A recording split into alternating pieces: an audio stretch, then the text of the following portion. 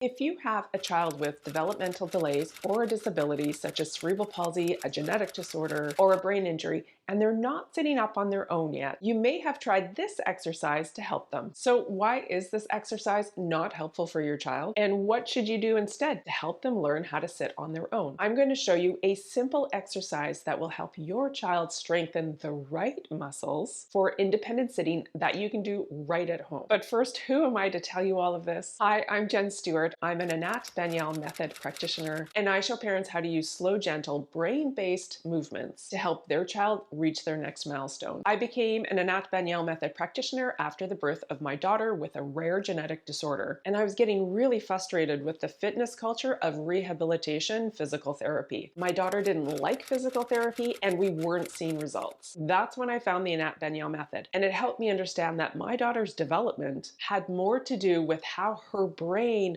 could learn how to organize her whole body instead of just focusing on muscle strength alone. So why is this exercise not helpful to teach your child how to sit? First, it's a diagnostic tool that doctors and physical therapists use, usually to check for head control. Second, this is not a developmentally appropriate movement. Babies don't do this if left on their own because this movement is hard.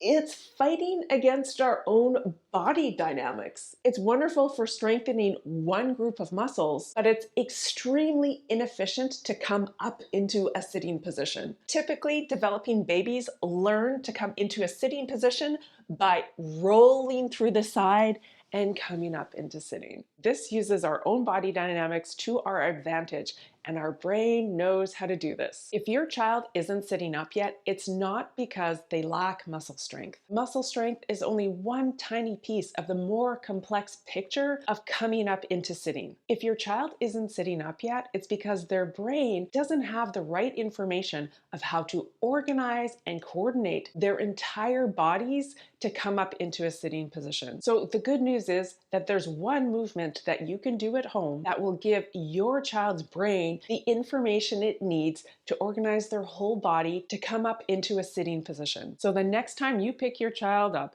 try this simple exercise that's going to let their brain explore a more developmentally appropriate movement to come up into sitting rather than pulling on their arms with their head hanging behind. All you have to do for this simple exercise is shift yourself to their side.